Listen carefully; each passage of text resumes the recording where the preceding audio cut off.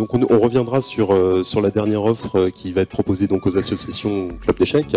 On y reviendra dans la partie service au club. On va rester sur le dispositif classe échec. Donc on a évoqué les grands principes, c'est de passer par les enseignants. Ça c'est le premier grand principe. J'ai mis ici les partenaires, donc Crédit Mutuel Enseignant, l'échiquier de la réussite qui va fournir 5000 échiquiers, donc 500 kits de 10 jeux pour les écoles qui en feront la demande. On verra après le dispositif d'attribution pour ces écoles. Et enfin, on regardera la passerelle. L'UCEP est également partie prenante. Donc l'UCEP, c'est voilà, le sport. Comment ? Union du sport en enseignement primaire. Voilà. Le sport dans le premier degré. Et donc les classes sont adhérentes, certaines classes sont adhérentes. Et ce sera également pris en considération dans les attributions des kits, et l'UCEP nous accompagne. Martine, d'ailleurs, travaille avec l'UCEP depuis des années déjà, pour organiser des rencontres échecs, qui vont être les extensions pratiques, un petit peu dans le thème de la passerelle. Est-ce que vous avez des questions? On a dit beaucoup de choses déjà. Est-ce que quelqu'un va mettre classe échec dans une école à côté de chez lui? Ah, la question c'est comment on fait? Bon, je vais prendre cette première question. Donc là, je vais vous montrer le site internet classe échec. Donc disponible dès aujourd'hui sur classeéchec.fr. Un site extrêmement simple qui va détailler ce qu'on apporte aux écoles qui sollicitent l'aide. Donc le kit gratuit, 10 échiquiers, un échiquier mural, des brochures ou des échecs et maths. On n'a pas encore finalisé ce qu'on mettra dedans, mais ça sera règle du jeu, exercice à distribuer aux enfants pour amener chez eux. Et il y aura 500 kits qui seront distribués pour la rentrée de septembre 2022. Ça, c'est le calendrier. Au niveau des formations, on a 20 séances, classe échec 1 et classe échec 2, qui sont 10 séances et 10 séances, orientées principalement sur les mathématiques, donc sur le échec et mathématiques. Et ces séances, donc pour les enseignants, on a pensé à leur simplifier, puisqu'on sait qu'ils sont très sollicités, qu'ils ont peu de temps, à leur simplifier la tâche. Donc il y a des fiches pédagogiques, cycle 2 ou cycle 3, avec des déroulés de séances, on va dire minute par minute. Il y a les polycopiés, je vais parler à l'ancienne, je suis de la vieille école, polycopiés pour les enfants qui sont donc à télécharger, à imprimer et à remettre en classe. Il y a également des vidéos de démonstration de séances pilotes. Alors ça, c'est très rassurant parce que certains professeurs des écoles ne jouent pas aux échecs. Donc ils se disent, bon, comment je vais mettre les échecs, je ne sais pas ce qui va se passer, ça me fait peut-être un peu peur, mais ça m'intéresse, je sens qu'il y a quelque chose à trouver. Et donc là, il peut regarder des vidéos dans la classe pilote où c'est une professeure qui ne connaît pas les règles et qui, face à sa classe, va dérouler le programme, chacune des séances de classe échec 1. Donc ça, c'est quelque chose de rassurant. Donc ça, c'est au niveau des formations. On a mis une date limite des inscriptions, donc pour les 500 kits, qui est le 10 juin 2022. C'est réservé aux écoles, et donc on remplit ce formulaire. Quand on aura les 500 demandes d'écoles qui veulent participer, on aura aussi les 500 adresses, les 500 contacts des écoles et des enseignants qui portent le projet au sein de l'école. Et donc après, on va pouvoir dérouler tout un tas de dispositifs pour mettre le club en relation avec cette école. Dans les attributions, on a sélectionné des critères. Il y aura un comité technique s'il y a plus de 500 demandes. Comité technique qui mettra des notations sur les critères suivants. Est-ce que c'est une zone prioritaire? Première chose. Est-ce que vous comptez mettre classe échec dans plusieurs classes? Parce que ça, effectivement, s'il y a 3 professeurs des écoles qui veulent mutualiser le kit et l'utiliser, ça sera en priorité. Adhérents UCEP également, puisque ça débouche sur justement les rencontres UCEP à la fin. Et un dernier critère qui est, y a-t-il un club à côté de chez vous? Travaillez-vous déjà avec un club d'échecs? Pour simplifier justement cette passerelle. Donc grâce à ce formulaire, qui est assez simple, qui se remplit en quelques minutes, eh bien, nous aurons 500 écoles cartographiées que nous pourrons suivre, nous aurons les coordonnées et on pourra mesurer l'effort. Parce que ça, c'est quelque chose qui est quand même très important, de pouvoir être capable de dire à la fin de l'année, eh bien, nous avons touché 500 écoles, tant d'élèves, tant de classes, et voilà ce qu'il en est ressorti. Classe échec est assorti aussi d'une étude de recherche, c'est-à-dire qu'on sollicitera les professeurs avec des petits questionnaires formulaires pour étudier l'impact ressenti. Ce n'est pas une étude scientifique avec 200 personnes qui vont se pencher sur le sujet, c'est une étude simple, mais qui va viser à démontrer des bénéfices ou pas. Ce sera une étude tout à fait indépendante et impartiale qui va étudier ce dispositif. Est-ce que vous avez des questions maintenant sur comment on peut avoir des jeux, donc d'autres questions sur ce qu'on vient de voir? Vous me faites peur là, c'est trop clair, hein. C'est les professeurs des écoles ou les directeurs d'école. Il n'y a besoin d'aucune autorisation de la hiérarchie, puisque ça va être évidemment l'éducation nationale et partenaires. Donc toute la hiérarchie de l'éducation nationale est prévenue. Il faut néanmoins prévenir l'inspectrice ou l'inspecteur d'académie qu'on met le dispositif dans l'école, et il n'y a que ça à faire. Voilà, le professeur des écoles autonome, indépendant, décide de mettre les échecs en classe et a tous les moyens pour le faire.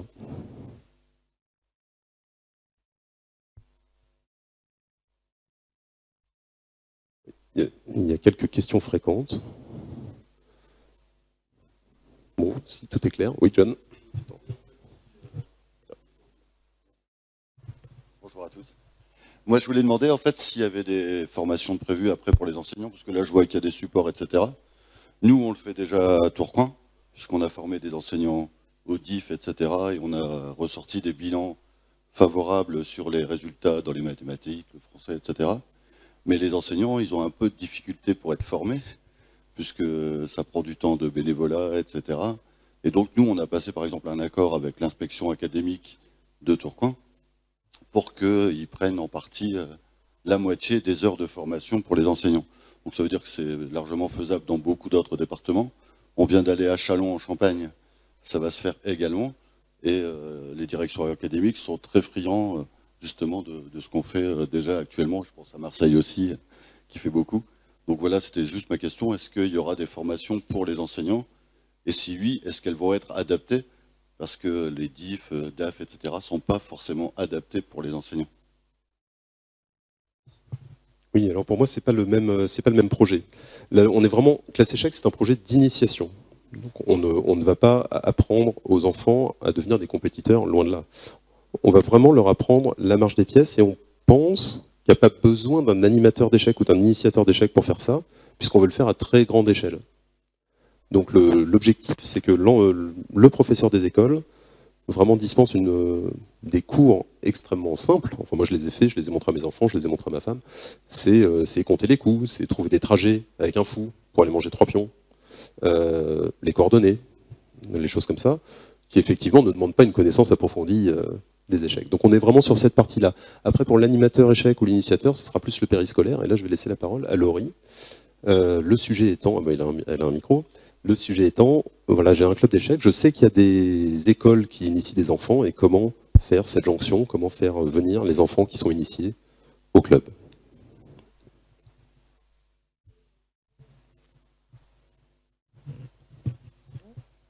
On m'entend ou pas? Oui. Oui, donc la question est intéressante quand même parce que je pense que les clubs peuvent s'emparer aussi de ça, de l'accompagnement des enseignants pour aller un petit peu plus loin que la formation qui est proposée à Classe Échec. Parce qu'en fait, dans le cadre de Classe Échec, c'est vraiment les échecs sont un prétexte pour l'apprentissage de certaines compétences. Donc la question, c'est comment les clubs vont s'approprier un petit peu le fait qu'il y a les échecs déjà à l'école et en classe. Donc, ce qui est certain, c'est qu'il va y avoir il va émerger un besoin. Donc, et ce besoin d'accompagnement et de formation des enseignants sur leurs séances, parce qu'ils vont forcément avoir des questions, et le besoin pour les enfants de pratiquer. Donc, comment ça va se passer?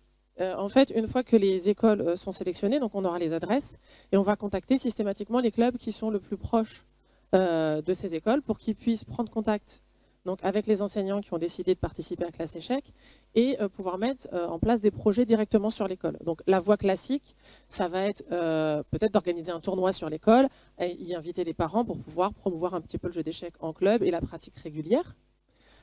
Donc ça, c'est vraiment la première entrée. La deuxième entrée, ça va être d'inciter l'école à participer au championnat scolaire, les accompagner. Donc déjà, là, il y a un travail commun qui peut être fait directement avec les enseignants, les parents aussi, parce qu'on en a toujours besoin au moment des compétitions scolaires, qui nécessitent aussi la prise de licence. Donc forcément, on intègre déjà un petit peu les enfants dans une vie fédérale et un petit peu la participation à des compétitions. Ensuite, bien sûr, il y a l'idée de se dire, il y a la création d'un besoin, les enfants ont besoin de jouer, parce qu'en classe, ce qui va se passer, c'est qu'ils ne vont pas faire 2 heures d'échecs, il n'y aura pas 1 heure d'apprentissage du jeu d'échecs, plus 1 heure où ils vont jouer librement, parce qu'ils ont déjà beaucoup d'autres choses à faire, donc on va avoir besoin d'ouvrir des nouveaux créneaux pour permettre aux enfants de pratiquer, d'aller un petit peu plus loin. Donc dans ce cas-là, il faut voir un petit peu la configuration un petit peu de la municipalité et comment est-ce qu'on finance les projets au niveau des écoles. Si elles sont en REP ou pas, il y a énormément de possibilités. Donc là, dans cette idée-là, la fédération, bien sûr, accompagnera au maximum les clubs dans ce qui peut être fait. S'il y a une caisse des écoles ou pas, qui finance les projets d'action éducative.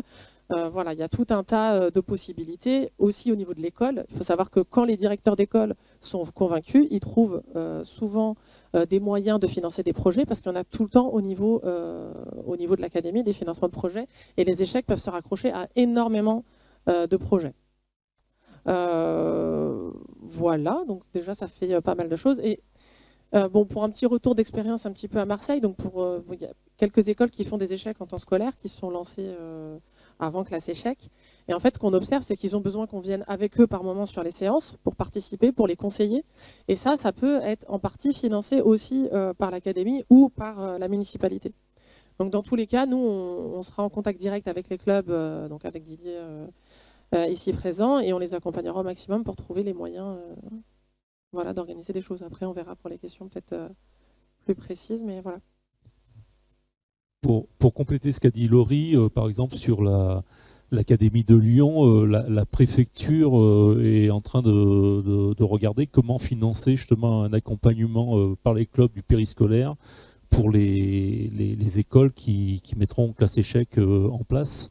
Et donc, donc là, c'est dans le cadre des cités éducatives et des projets de quartiers prioritaires, etc. Donc là, il y a un financement qui est au niveau de la préfecture du Rhône, par exemple, pour l'ensemble de l'Académie de Lyon. Donc c'est des choses qui sont en train d'être réfléchies et je pense qu'ils vont annoncer ça avant la fin du mois de juin.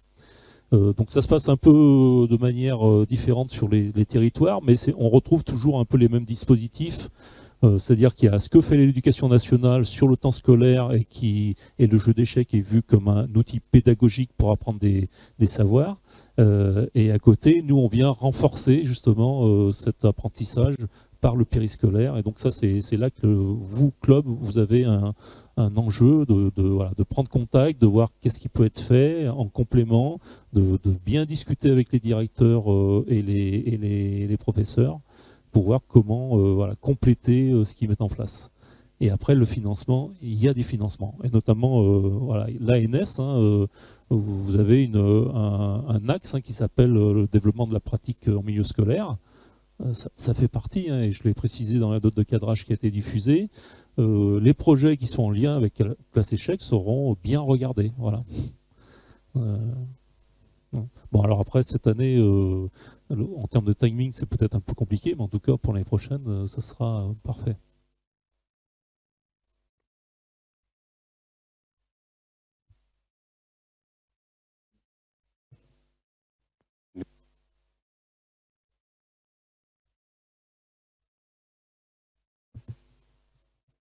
Oui, nous avons toujours des petits problèmes de piles.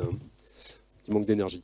Donc voilà, là vous avez normalement des idées pour concrétiser classe échec, pour l'utiliser au mieux pour votre club, pour faire des extensions, y compris au niveau de la recherche de subventions. Donc c'est quand même un outil qui est à disposition de tous les clubs voilà, sur le modèle vraiment du développement des échecs. On en parlera tout à l'heure quand on sera sur le haut niveau jeune. Mais pourquoi est-ce qu'on a des telles performances sur le haut niveau jeune ? C'est parce qu'on est vraiment extrêmement bien implanté dans le scolaire et que les clubs font un énorme travail derrière. Donc cette mécanique-là, c'est la mécanique numéro 1 de la fédération et du développement. Donc là, on vous a donné un outil supplémentaire pour vous, club, pour pouvoir justement adresser les écoles plus facilement. Il y a une autre chose, c'est sur la communication qu'on va faire autour de ce projet, parce que si on l'annonce juste là, dans cette pièce, bon, on risque de pas avoir 500 écoles, hein. C'est quand même pas facile. Donc l'éducation nationale et l'UCEP font un courrier commun à l'ensemble des 50 000 écoles. Donc chacun des directeurs d'école recevra cette notification. Ça sera aussi fait au niveau départemental et au niveau académique. Les formations sont sur le site de formation continue de l'éducation nationale qui s'appelle Magister. C'est 1 200 000 personnes de l'éducation nationale qui ont accès à ce site. Et la formation sera proposée à l'intérieur de Magister. Ce qui veut dire qu'un professeur des écoles qui va rechercher une formation, il va se dire qu'est-ce que je mets à mon programme l'année prochaine, peut tomber dessus. Donc normalement, ça c'est cette communication qui devrait assurer le succès et assurer le fait qu'on ait plus de candidatures que de kits. Ce qui est une mesure de succès, c'est qu'on a qui ne peuvent pas être servis, c'est qu'on a bien travaillé. J'aimerais bien qu'il y ait des questions quand même. Ah, Régis.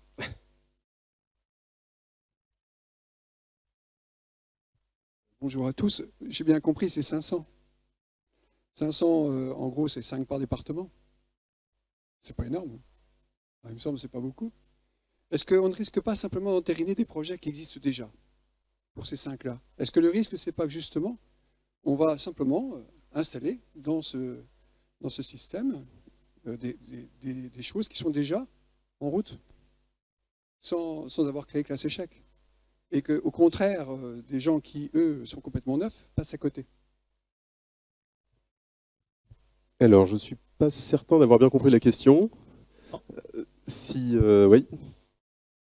Oui, donc déjà, pour parler des 500, donc c'est 500 en 2022. Donc il y a une montée en puissance du dispositif qui est 1000 et 2000 après, jusqu'en 2023.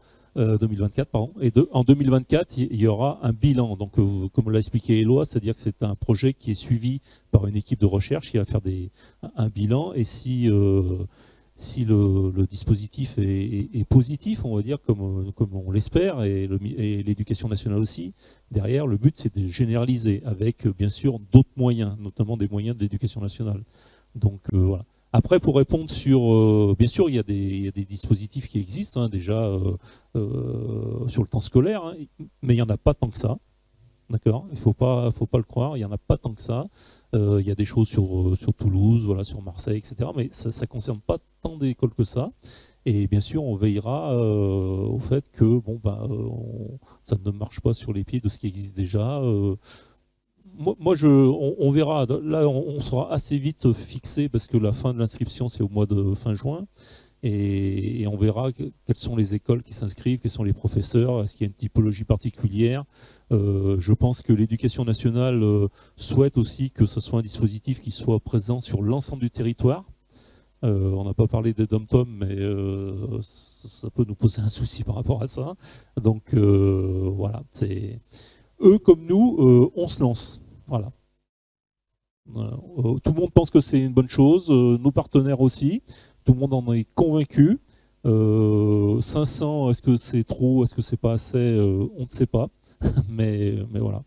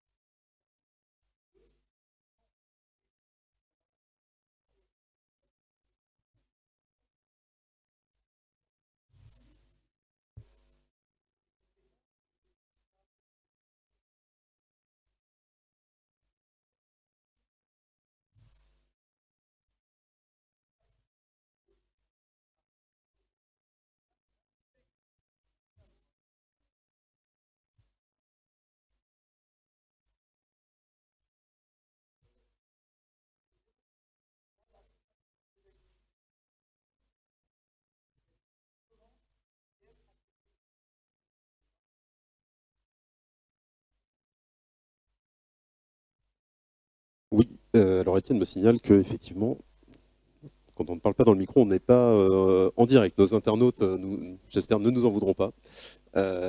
C'est une réserve directe. Oui, donc voilà, je pense que si on peut plus, enfin voilà, plus on en fait, en tout cas, plus il y aura de croisements. Et ce qui existe déjà se croisera certainement dans certains cas, mais il y aura beaucoup de nouveautés. Oui, Marc, club de Saint-Maur, très beau club. Merci Éloi. Bonjour à tous et à toutes. Déjà merci pour Classe Échec, merci au Crédit Mutuel aussi. C'est pas vraiment des questions, plutôt des remarques basées sur l'expérience qu'on a à Saint-Maur, parce que Saint-Maur, on développe les écoles depuis plusieurs années maintenant. On a commencé par le périscolaire, forcément, c'est là où c'est le plus facile de rentrer. C'est malheureusement aussi là où c'est le moins facile de développer les échecs, de développer la qualité de l'enseignement, puisque là, maintenant, depuis 2 ans, on a enfin rentré sur le temps scolaire. Cette année, on a formé, grâce à l'ANS en particulier, plus de 1000 à 2000 enfants, on doit être à une 50aine de classes, sur le temps scolaire. Et ça a une qualité pédagogique qui est incroyablement plus développée que le périscolaire, et la passerelle sur les clubs est de fait beaucoup plus facile, en particulier si on arrive. C'est là où, enfin, je pense qu'on peut imaginer classer échec aussi peut-être de façon modulaire, parce qu'il faut quand même arriver à avoir peut-être les éducateurs des clubs qui arrivent comme aussi eux à rentrer dans les écoles. Donc moi j'imagine classe échec aussi un peu comme un premier palier, dire qu'effectivement on identifie des professeurs, les professeurs font des premiers cours, déplacement des pièces, lien avec les mathématiques, et après proposer peut-être un niveau après, la deuxième étape, des partenariats avec des clubs pour ensuite les accompagner pour développer les échecs. Donc en ça, moi je trouve ça assez intéressant, parce que c'est vrai que pour l'instant nous on rentre alors sur des formules souvent de 3 heures de cours, mais où au final on fait le B.A.B.A, déplacement de pièces et tout ça. Et avec ce type de dispositif, on peut imaginer tout de suite rentrer à un niveau, on va dire au niveau 2 des échecs. Et en ça je trouve ça assez intéressant, mais c'est vrai que le temps scolaire est extrêmement intéressant. Et derrière, comme disait Laurie, faire des tournois, donc on a organisé plusieurs tournois dans l'année, et ça marche extrêmement bien, et c'est l'endroit où quand on a des représentants comme Philippe du club qui adore faire ça, le petit flyer du club, va se voir tous les parents, leur expliquer, et derrière c'est beaucoup d'adhérents en plus en fin d'année. Merci Marc. Marc qui s'occupe également à la Ligue d'Île-de-France des jeunes et scolaires, hein, c'est ça? Scolaire, uniquement, très bien. Merci pour le témoignage. Est-ce que vous avez d'autres questions? Est-ce que certains d'entre vous vont installer classe échec à côté de chez eux? Est-ce que vous avez l'intention d'aller contacter les écoles ou les enseignants que vous connaissez pour aller leur suggérer de s'inscrire? Et sinon, il y a une question. Bonjour, Pierre Bourgossian et Claude Dallot. Juste une question complémentaire à celle qui vient d'être exposée, pour aller toujours un petit peu plus loin. Par expérience, les professeurs ont quand même une certaine crainte par rapport aux échecs, on l'a dit, ouais. Ceux qui ne connaissent pas, qui ont besoin d'un soutien, d'une aide, donc d'une personne expérimentée ou autre, ils font appel donc, par rapport au club. Par contre, ma question, c'est tout simplement, est-ce que cette personne qui pourrait aider ponctuellement le professeur dans un premier temps, est-ce qu'il a besoin d'un statut, d'un agrément, tous ces facteurs-là qui limitent et à la fois les professeurs et surtout, je pense, les directeurs d'établissement pour faire entrer, entre guillemets, un étranger dans leur établissement.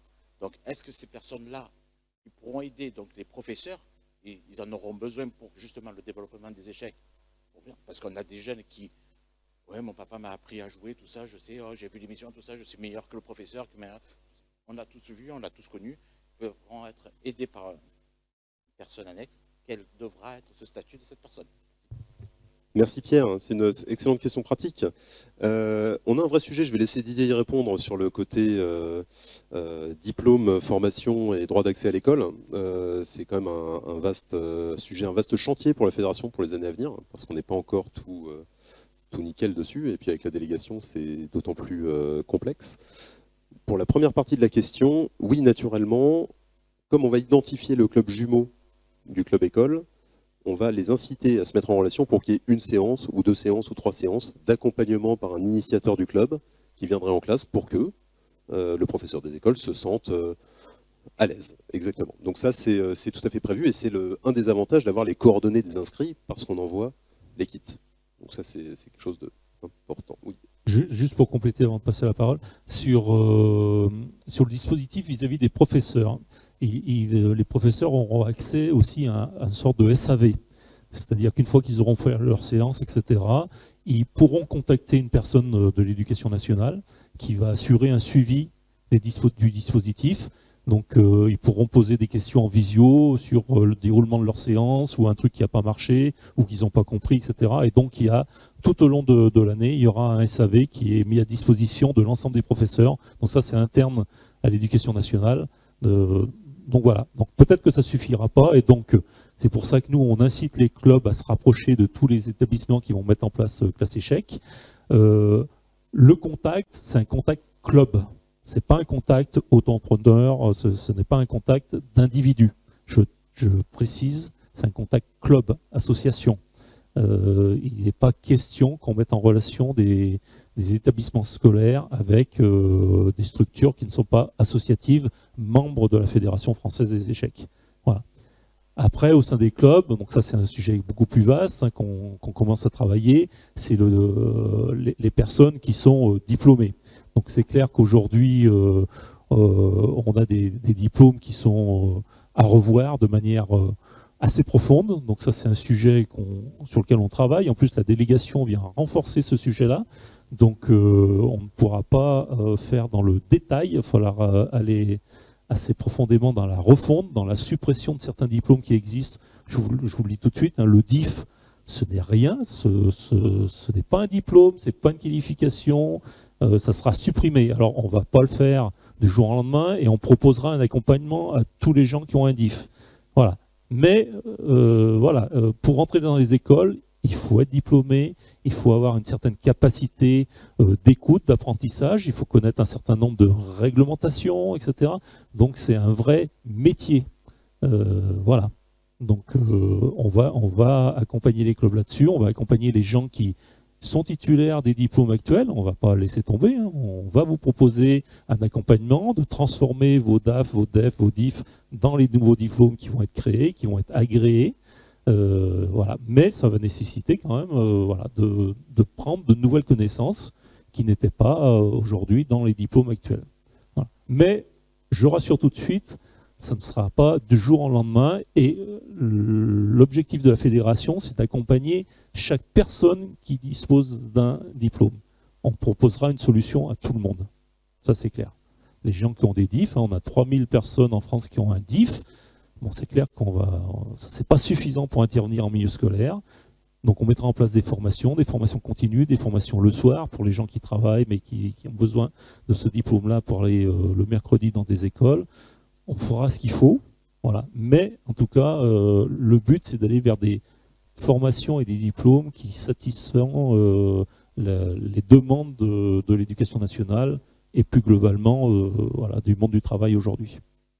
Oui, la formation et la professionnalisation, donc ça c'est un chantier qui arrive, voilà, qui est un enjeu fort, l'Institut national de formation de la Fédération. On va peut-être prendre une ou dernière question avant de passer au sujet suivant, qui est donc le haut niveau et la performance de nos jeunes. Bonjour tout le monde. Donc je pense avoir bien compris comment ça va se passer la première année. Donc les écoles vont recevoir leur kit en septembre, vont pouvoir démarrer leur séance clé en main peut-être à partir des vacances de la Toussaint. Les 20 séances, ça va les emmener sur une année scolaire s'ils font une séance par semaine, un petit tournoi en fin d'année. Qu'est-ce qui se passe la deuxième année? Une fois que toutes les classes ont été initiées, que font les enseignants? Alors, oui, tout à fait. Eh bien, il y a deux choses qui vont se passer, a priori, enfin ce qu'on espère. C'est que la première, c'est que les enseignants se parlent entre eux. Donc, il est probable que, comment ça se passe dans ta classe? Ah, j'ai mis les échecs, c'est génial. Est-ce que tu veux essayer l'année prochaine? Donc, que cette formation classe échec 1, classe échec 2 soit prise dans d'autres classes par d'autres professeurs au sein du même établissement. Ensuite, on va renforcer les modules de formation pour faire classe échec 3 et 4. Pour faire les échecs et citoyenneté, un module complémentaire, vous avez déjà fait classe échec 1, vous pouvez embrayer sur celui-là. Donc on va enrichir toutes ces formations qui sont sur Magistère afin que les échecs soient déclinés dans le projet pédagogique. En tout cas, qu'il y ait des options pour chaque enseignant pour choisir. Moi, je veux faire échec et histoire, moi, je veux faire échec et mathématiques, moi, je veux faire échec et citoyenneté. Il y a un autre petit dispositif dont je n'ai pas parlé, mais j'y pense en parlant de citoyenneté, c'est Cotichess qu'on recommande à tous les professeurs des écoles. C'est des parties majoritaires de la classe contre une classe distante. Ils jouent un coup par jour, ça prend 5 minutes, ils ont tous maintenant les tableaux blancs interactifs, les TBI. Ils mettent la position, ils débattent, ils élisent un coup, ils jouent le coup, et puis le lendemain, l'équipe d'en face a répondu. Et donc ça aussi, c'est quelque chose qu'on va leur mettre entre les mains. Mais l'idée, effectivement, et on l'a très bien dit avec tous les intervenants, c'est un programme sur 3 ans, et donc on va l'enrichir, le développer, pour ne pas justement laisser le professeur qui se serait intéressé aux échecs sans nouvelles ressources pour aller plus loin en année 2. Très bien, je pense qu'on va remercier Daniel Kotowski, donc Crédit Mutuel enseignant. Merci beaucoup Daniel. Donc on se retrouvera tout à l'heure. Merci beaucoup. Merci. On va accueillir Mathilde Choisy. Et nous allons passer au sujet suivant, délégation et haut niveau. Bien, je vois que il y en a qui n'étaient là que pour classe échec et qui n'aiment pas le haut niveau, ce qui me rassure, hein, parce que bon, c'est vrai que c'est la base. Alors, vous le savez certainement, on a signé le 15 mars 2022 le contrat de délégation de service public. Donc les échecs sont maintenant reconnus sport à part entière, depuis le 15 mars. C'est le fruit d'un travail de structuration de la fédération qui dure depuis très longtemps. Aussi nos performances en milieu scolaire, qui ont joué sur cette décision, et la performance de nos sportifs. Donc il y a tout un tas de critères, un gros dossier à faire. Le ministre Jean-Michel Blanquer aime bien les échecs, les planètes étaient un petit peu alignées, et donc on a eu cette signature. Donc ça va changer des choses. Ça, c'est quelque chose ça va changer des choses dans le bon sens, hein, puisque maintenant on est reconnu pleinement comme sport. Je vous annonce d'ailleurs, non, je ne vous l'annonce pas, je le dirai demain en assemblée générale. Mais voilà, donc on est effectivement bien reconnu comme sport. Ouais, voilà, il faut venir demain à l'Assemblée générale, un grand moment démocratique fédéral, donc venez. Ce contrat de délégation, c'est une nouveauté, puisqu'avant, on donnait la délégation. Là, on signe un contrat de délégation, donc des droits et des devoirs. Donc on a beaucoup de choses, beaucoup de sujets à adresser, notamment la place des femmes dans le sport, donc la mixité, la lutte contre les violences, les ultramarins. On a 8 thématiques, le développement durable. On a beaucoup de sujets sur lesquels on s'engage, qui sont des sujets du pacte républicain. Et on va aussi avoir, en contrepartie, des financements pour le haut niveau. C'est encore en train d'être finalisé, c'est-à-dire que le contrat ne les donne pas automatiquement. On est en train de poursuivre les discussions pour connaître exactement notre enveloppe et nos ressources. Et on aura aussi des ressources humaines, des moyens, donc des conseillers techniques sportifs, ou un directeur technique national, ou les deux, ou plus, qui viendront rejoindre les effectifs de la fédération pour nous aider à porter les projets de développement et de haut niveau. Ça, c'est ce que nous apporte la fédération, la délégation. Et on est censé la conserver, a priori. Donc normalement, c'est une étape majeure qui a été franchie et qui va nous porter sur de nombreuses années. Une excellente nouvelle.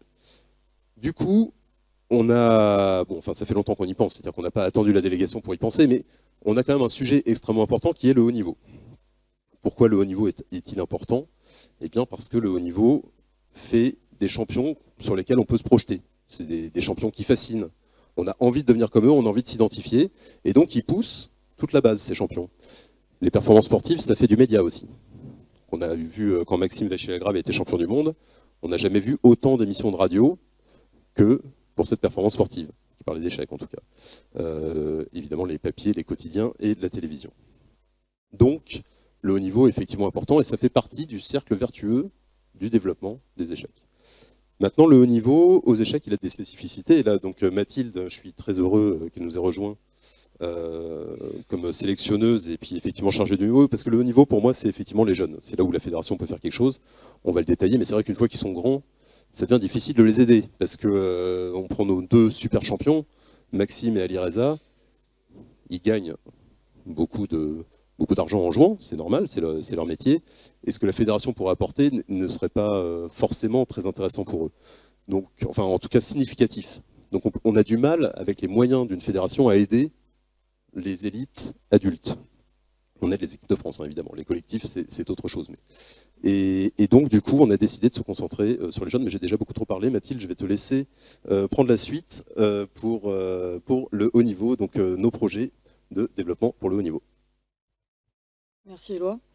Oui, donc pour revenir sur le haut niveau, donc chez les jeunes, cette année au niveau des sélections, donc les 12 champions de France de moins de 8 jusqu'à moins de 18 intégreront automatiquement l'équipe de France.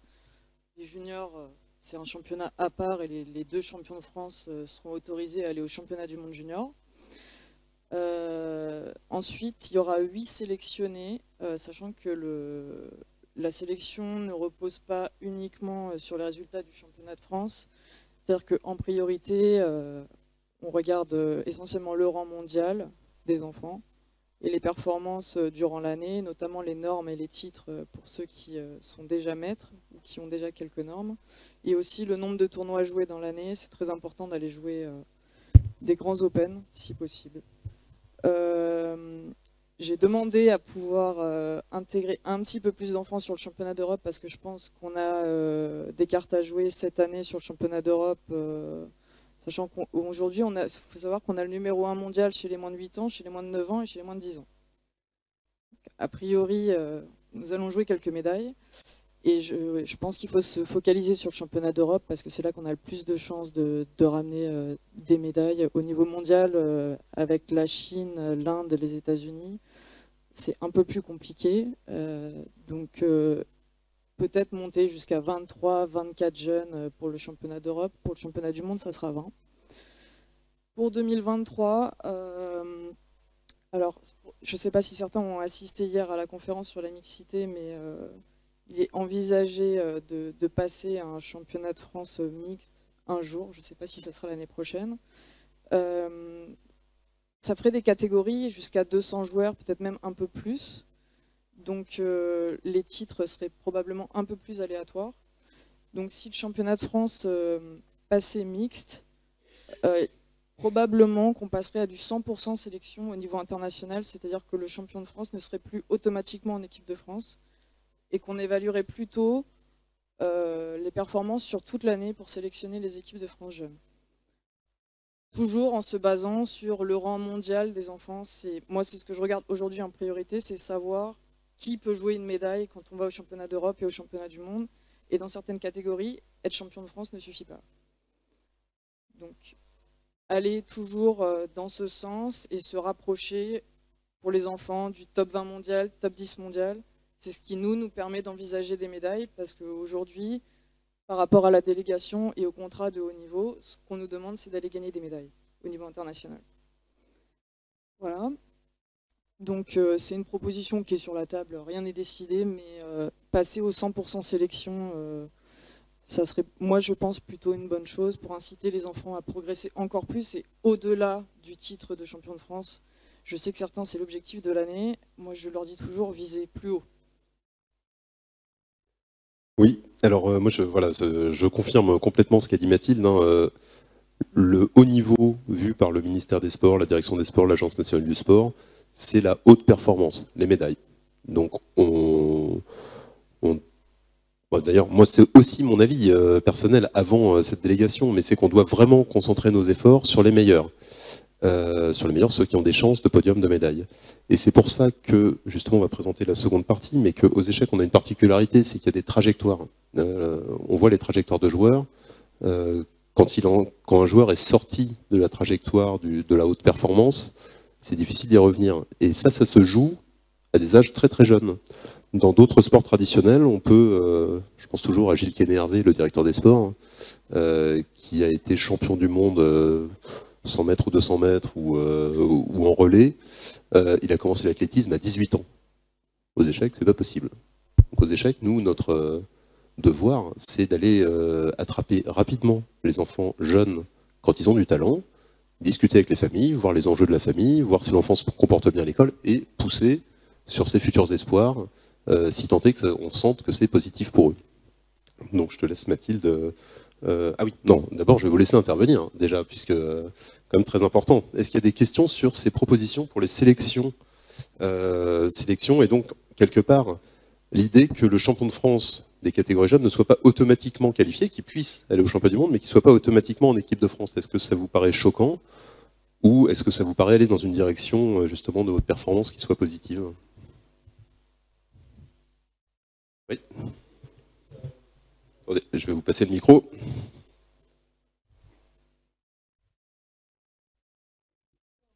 Merci. Je ne sais pas quels sont. Bonjour à tous. Je ne sais pas quels sont les critères, mais je pense qu'il mérite. Un champion de France mérite de pouvoir de pouvoir intégrer l'équipe de France. Moi, je trouve ça, pour le jeune en tout cas, parce que c'est un peu ça le motive. Et puis, parce que s'il n'intègre pas l'équipe de France, psychologiquement, je ne sais pas comment il peut pour lui, comment il peut aussi le prendre. Et alors que s'il intègre l'équipe de France, il peut encore peut-être se frotter à d'autres jeunes qui sont peut-être meilleurs que lui ou qui ont peut-être plus de mental, et donc ça peut le faire aussi progresser. Mais comme il est champion de France, il mérite d'être en équipe de France, pour ma part. Oui, merci.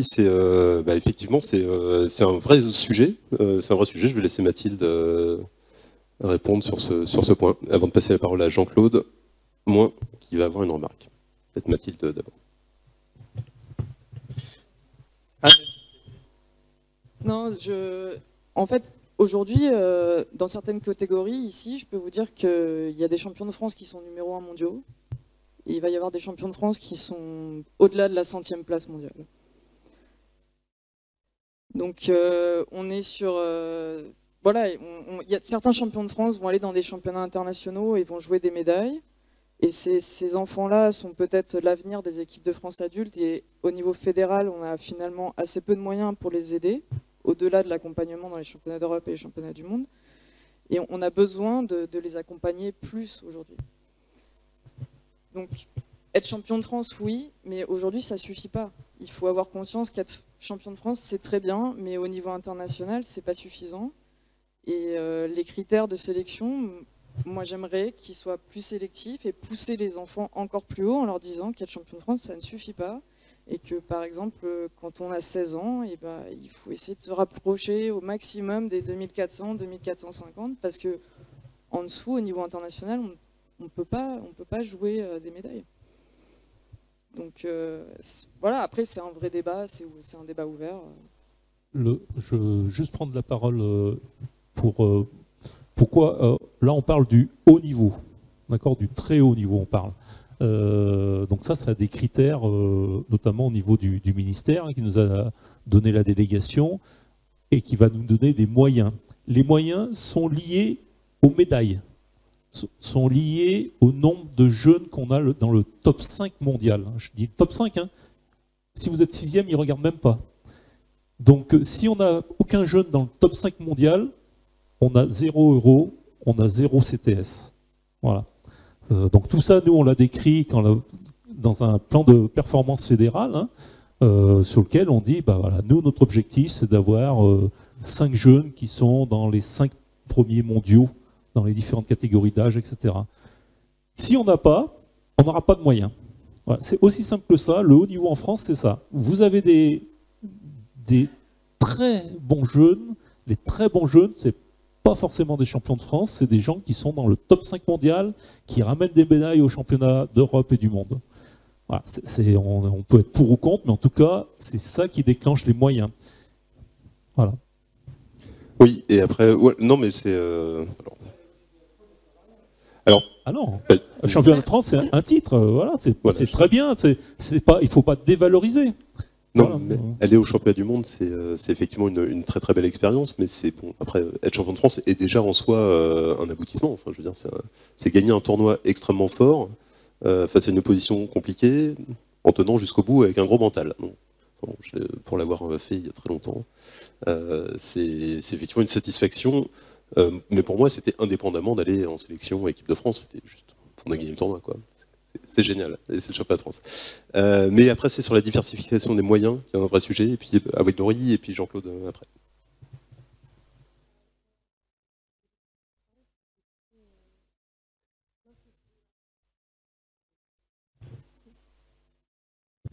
Alors, oui, oui, effectivement. Oula, ça... il faut que je parle loin. Bon, Roland qui est revenu. En plus, il va pas être d'accord avec ce que je dis. Non. Oh là là, il y a un problème. Bon, je parle comme ça.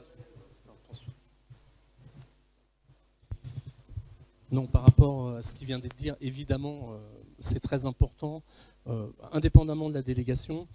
Moi, je trouve que le championnat de France tel qu'il est aujourd'hui, le championnat de France des jeunes, c'est très bien. C'est la masse, on a privilégié le nombre, etc. C'est une compétition fantastique pour tous les enfants, c'est la fête des échecs. Mais sportivement, c'est pas bon, sincèrement. Un jeune qui est champion de France dans certaines catégories, il arrive au championnat d'Europe, championnat du monde, et ça peut être même traumatisant. Et d'ailleurs, je serais intéressé, je pense que Mathilde l'a fait, de savoir combien de jeunes dans les années précédentes, si on se projette à 10 ans, 15 ans en arrière, ont été en équipe de France, combien jouent encore aujourd'hui aux échecs. Moi, j'en connais beaucoup qui ont été traumatisés par un championnat du monde, championnat d'Europe. Ils étaient champions de France, ils arrivent, ils se font massacrer, ils n'ont absolument pas le niveau, et c'est contre-productif. Donc effectivement, à partir du moment où la fédération fait le choix d'un championnat de France de masse, où c'est la fête des échecs en fait, c'est plus vraiment, en fait il y a un titre de champion de France, mais sincèrement, quand vous avez des catégories où il y a, ça se joue sur 2-3 parties, le championnat de France, pour le titre. Toutes les autres parties sont très faciles. Ça ne veut plus rien dire au niveau de l'équipe de France. Donc effectivement, indépendamment de la délégation, même s'il n'y avait pas eu la délégation, à mon sens, il fallait aller dans ce sens-là, si on veut des compétitions, des compétiteurs, parce que c'est très très difficile. Et on le voit par exemple, on parlait des Chinois, mais en Chine, il y a très très peu de jeunes qui sont sélectionnés, et quand ils y vont, c'est uniquement pour gagner. Les autres, ils n'y vont pas. Voilà. Alors je sais que Roland Reb n'est pas d'accord avec moi parce qu'il a favorisé à une époque, enfin il était pour que ce soit le Club Med, un peu l'équipe de France, qui ait des invités, etc. Mais moi je pense qu'il faut mettre les meilleurs et ceux qui ont des chances de médaille. Donc à titre personnel, j'approuve. Je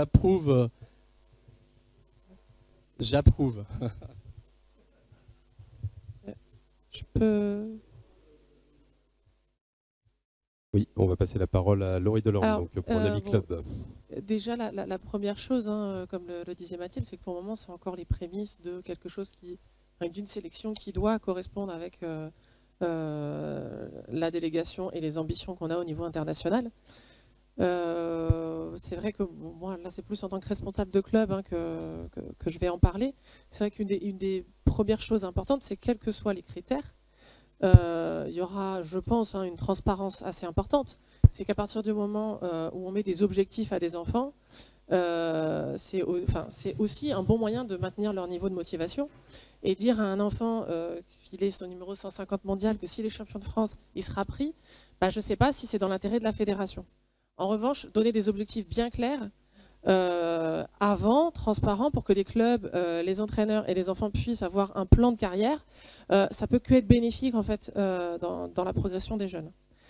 Après, bon, moi je suis un petit peu plus mitigée sur l'idée de ne pas prendre justement ces champions de France. J'ai quand même des doutes sur les autres disciplines, sur le fait que les champions de France dans les catégories ne puissent pas représenter leur pays dans les compétitions internationales. Ça me semble quand même important. Et encore une fois, il y a encore deux notions. Il y a la notion équipe de France jeune, soutenue par la fédération, mais il y a aussi peut-être une autre notion de participants, de personnes qui auraient le droit de participer à ces compétitions internationales. Peut-être, on peut se qualifier pour ces championnats-là. Si on est champion, à minima, ça me semble quand même important que un titre national puisse ouvrir les portes à l'international, même si c'est sans soutien de la fédération, qu'on n'est pas dans une délégation, etc. Et là, il peut y avoir une mobilisation du club, de la mairie et d'autres choses pour essayer d'aider ces enfants-là à progresser. Mais comme l'enjeu n'est pas un titre national, international qui va être amené pour la France, à ce moment-là, ce n'est pas à la fédération forcément de le prendre en charge, parce que la délégation nous demande de ramener des titres au niveau international. Mais il y a quand même un grand chantier qui est en cours, il n'y a encore rien de défini. Et bien sûr, on est quand même déjà 3 présidents de club au bureau, on sera sensible quand même à tout un tas de détails qui sont importants dans le parcours des jeunes. Oui, non, alors effectivement, c'est une première. C'est pas décidé pour le moment. On voulait vraiment en parler aussi avec vous, club qui êtes présent ici. C'est un projet. Bon, qui effectivement vous présente parce qu'on y croit, hein, c'est-à-dire qu'on a comme l'intention d'avancer dans cette direction, mais on fait des échanges. Pour revenir sur ce qu'a dit Laurie, Mathilde, tu confirmeras, les champions de France peuvent aller au championnat du monde, quoi qu'il arrive. On pourrait très bien aujourd'hui décider que les champions de France ont le droit d'aller dans les championnats internationaux à leurs frais. C'est possible. Après, il faut éviter, je pense, les très très grosses délégations. Je les ai vécues en tant que joueuse et en tant que sélectionneuse. Plus on est nombreux, plus c'est compliqué et plus il y a du parasitage. D'accord. Alors, Une dernière intervention, avant qu'il y en ait une autre. Juste moi, pour compléter, j'ai bien compris que l'idée était d'emmener les meilleurs, de trouver la meilleure, de prendre la meilleure équipe. Dans ce cas, pourquoi ne pas, comme dans certains sports, de créer une compétition où se réunissent les meilleurs éléments avec le champion de France et de faire une sélection par une compétition des meilleurs, quoi, tout simplement, mais qui intégrerait obligatoirement le champion de France. Oui, je pense qu'on est plus sur une notion de minima, en fait, en réalité. Hein. Oui, mais aujourd'hui, dans plein de disciplines, vous pouvez être champion de France et ne pas aller au championnat du monde, ne pas aller aux Jeux Olympiques. En athlétisme, si vous courez 5 secondes moins vite que tout le monde, vous allez nulle part, même si vous êtes champion de France. En natation, c'est pareil, la France n'a pas de représentants dans toutes les disciplines. C'est comme ça, il y a des minima et je pense qu'aux échecs, il va falloir passer au minima parce qu'on a des catégories extrêmement fortes avec des représentants qui peuvent être champions du monde, mais on a des catégories faibles où le signal envoyé doit être qu'il faut travailler plus. Oui, Stéphane Lévy, moi je vous rejoins complètement. Le seul truc, il faut voir aussi sur et je vois ce que monsieur veut dire, sur les sélections aux Jeux Olympiques par exemple, dans certains sports, dans certains pays. Vous prenez par exemple les États-Unis ou la Jamaïque, ou en athlée, sur le sprint, vous vous retrouvez en finale de pays, hein, avec des sprinteurs où vous avez sur les 8, peut-être dans les 5 meilleurs mondiaux. Qu'est-ce qu'on fait si Usain Bolt ne va pas à cette sélection? Est-ce qu'on le prend quand même? Donc le problème est là. Au championnat des États-Unis, toutes ces sélections pour les JO, c'est dramatique, quoi. On se retrouve avec 8 sprinteurs en 100, en 200, 400, où ils sont 5 ou 6 dans les meilleurs du monde. Il y en a qui restent sur le carreau tous les ans, quoi. Donc il faudrait, je pense, faire quelque chose qui serait pérenne quand même, hein, et cadré quand même. Ouais, je crois qu'on serait content d'avoir les 5 meilleurs mondiaux d'une catégorie d'âge. Hein. C'est un problème de riches qu'on n'a pas encore, malheureusement. De toute façon, quand les critères seront complètement arrêtés avec l'Agence nationale du sport, ils seront publiés. C'est-à-dire qu'il y aura des barèmes alors pas par catégorie, par âge. Et il y aura des barèmes très clairs. Alors, une dernière question de Régis, et ensuite on passera sur l'implication Ligue-Comité. Ma question, c'est simplement pour comprendre, hein, c'est les listes ministérielles. C'est-à-dire que j'imagine qu'il y a un lien quand même, parce que c'est nouveau pour nous. Hein. Je vois dans ma région, on m'a déjà interrogé pour savoir est-ce qu'on avait effectivement des sportifs de haut niveau sur liste ministérielle. Donc ça n'existait pas avant, évidemment. Donc ça veut dire que votre sélection, ça va permettre, avec le ministère, d'établir ces fameuses listes? Non, sur les listes, donc c'est lié au contrat de délégation, c'est quelque chose de séparé des sélections nationales. En fait, c'est la présence dans le top mondial, dans le top 5 mondial. Donc vous serez automatiquement sur les listes ministérielles qui sont mises à jour une fois par an. Donc voilà, et grâce à... Comment ?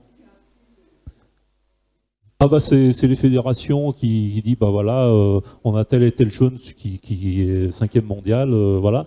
C'est transmis au ministère et derrière en fait c'est publié dans un décret et ça donne des droits en fait pour ces gens-là, pour ces sportifs-là. Ils ont des droits notamment pour les enfants d'aménagement de parcours scolaire, de temps pour l'entraînement, etc. Donc ça c'est encore assez nouveau pour les échecs. En plus les listes ont été publiées après la délégation, donc il va falloir attendre presque une année. Mais on est en train de travailler avec le ministère pour savoir justement combien d'enfants seront sur ces listes-là. Enfin, il y a plusieurs listes, hein, donc c'est assez compliqué. Aujourd'hui, dans ce que je vois, on pourrait peut-être au maximum avoir 3-4 enfants hein, seulement sur les listes de sportifs de haut niveau. Parce que les critères sont hyper draconiens. Hein. Il faut être dans le top 3 mondial, top 5, ça dépend les sports. Aujourd'hui, là j'ai devant moi, j'ai le site de la FIDE, hein, vous mettez les tranches d'âge, hein, puis vous voyez le DAPRO français, il faut qu'il apparaisse tout de suite sur la première page, hein, parce que c'est même pas la peine. Hein. Voilà. Et donc nous on a fait ce travail-là avec Mathilde, hein, c'est ce qui nous a servi pour créer le plan de performance. On a dit voilà notre situation elle est là, dans 3 ans on veut là, dans 5 ans ben, il faut une médaille d'or, etc. Donc ça c'est pour les individuels, même chose pour les collectifs. Et par rapport à ça, nous on demande de l'argent, on demande des moyens. et c'est là-dessus qu'on est en train de finaliser avec le ministère et l'ANS. C'est bien gentil d'envoyer tout le monde au championnat du monde, hein, mais ça coûte, si c'est en Chine, ça coûte un bras à la fédération. Donc on n'a plus les moyens d'envoyer 30 gosses en Chine pendant 15 jours presque. Et donc là-dessus, lorsqu'on demande une subvention au ministère, il nous dit « Ok, mais c'est quoi les résultats ?» Bah, les résultats, ces dernières années, c'est difficile à en montrer, quoi. Donc voilà, il faut vraiment intégrer ce haut niveau, mais le haut niveau mondial. Hein, c'est pas le haut niveau français, les titres, etc. Je pense que c'est là qu'il va falloir vraiment travailler, notamment avec la suite là, sur laquelle on va passer, hein, qui est aussi le travail au niveau des ligues. C'est-à-dire qu'aujourd'hui, on parle tout de suite de la fédération des équipes de France. Je pense qu'on n'a pas assez travaillé sur le niveau en dessous pour préparer cette montée en puissance de nos jeunes à travers... Voilà. Oui, bah c'est ce qu'on va voir en même temps. On va plus prendre de questions sur ce sujet-là parce qu'il y en aura peut-être après sur la détection. Donc effectivement, ça c'est les premiers étages où là vous êtes directement concernés parce qu'il y a beaucoup de présidents de ligue ici et de comités également. Donc comment on va faire pour, c'est-à-dire à quel âge on va les rechercher, comment on va les détecter, qu'est-ce qu'on va leur proposer, et c'est à l'échelon départemental et régional aussi que ça se joue, en particulier chez les petits. Donc Mathilde, je te laisse la parole. Oui, mais c'est une question qui revient souvent. Les ligues demandent, mais nous, qu'est-ce qu'on fait au niveau régional avec le haut niveau? Alors, le besoin aujourd'hui, c'est un besoin de détection, parce que nous, les enfants, les tout petits, on les voit arriver ici, au championnat de France, et avant, on ne les connaît pas. Ici, on les voit jouer un petit peu, mais les parties ne sont pas retransmises. Donc le travail qui doit être fait par les ligues, c'est essentiellement entre 8, moins... je sais que certains ici ont 6-7 ans, peut-être même 5 ans, jusqu'à grosso modo 11 ans. Ensuite, à partir de 11 ans, les meilleurs, on les connaît, et c'est à la fédération de prendre le relais et de s'occuper des meilleurs. Si vous avez des enfants qui sont à la limite de l'équipe de France et qui ont 13-14 ans, mais qui n'y sont pas, évidemment, les aider, c'est bien. Mais la priorité, c'est vraiment les stages de détection, et là, on peut revenir sur classe échec, les tournois scolaires, essayer de repérer les jeunes, moins de 8 ans, moins de 10 ans, jusqu'à 11 ans, notamment chez les filles, parce que chez les filles, la détection est un petit peu plus tardive.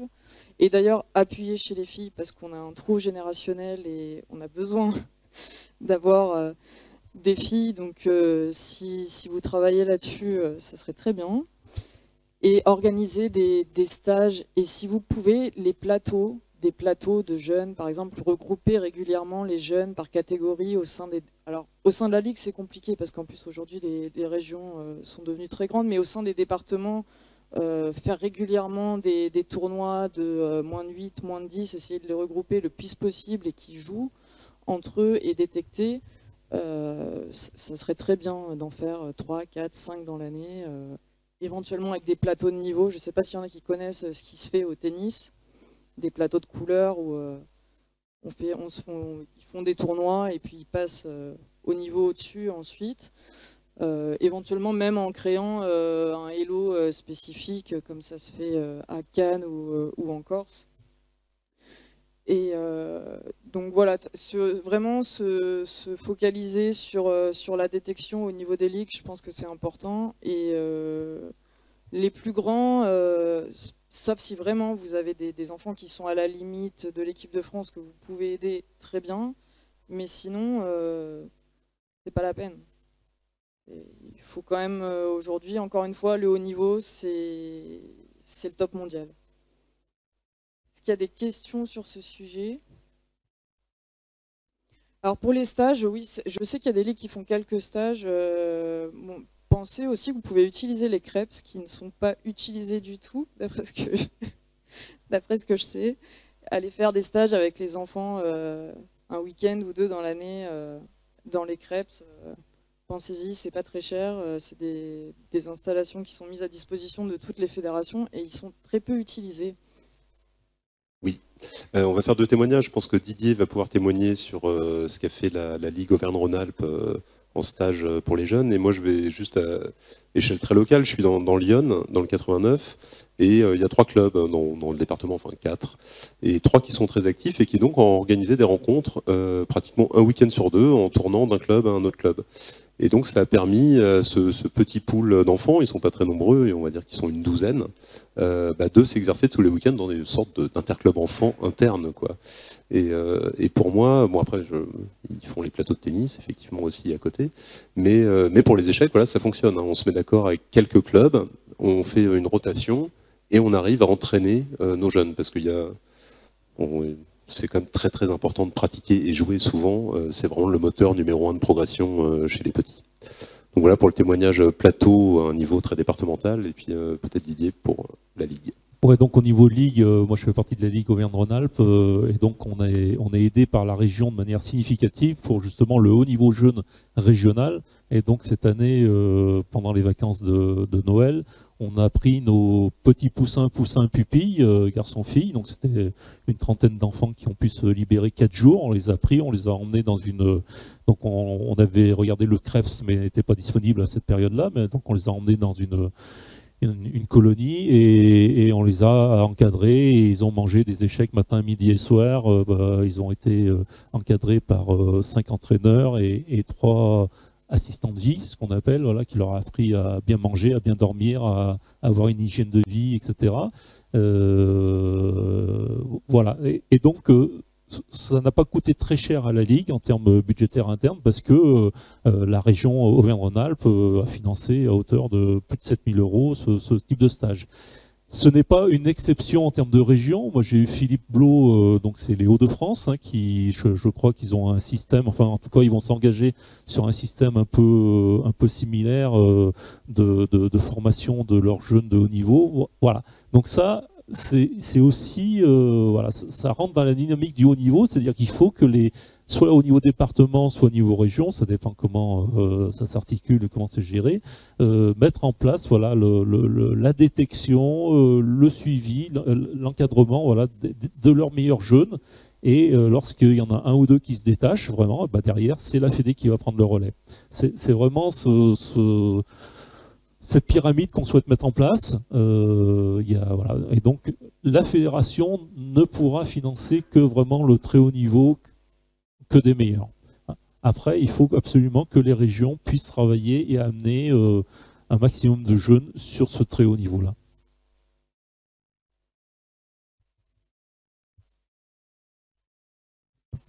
Oui, on a plusieurs présidents de ligue dans la salle, donc moi je vous invite vraiment à faire ce qui a été fait en Auvergne-Rhône-Alpes, c'est ce stage sur plusieurs jours, même si la ligue est grande, donc je vois Pierre qui va intervenir, l'Occitanie est une grande ligue. Mais néanmoins, un déplacement sur 4 jours, ça fait de la cohésion, ça fait beaucoup d'opportunités pour eux de progresser aux échecs, comme ce qu'a dit Didier sur le mental, le sport, la nutrition, toutes ces choses qui vont pousser à la performance.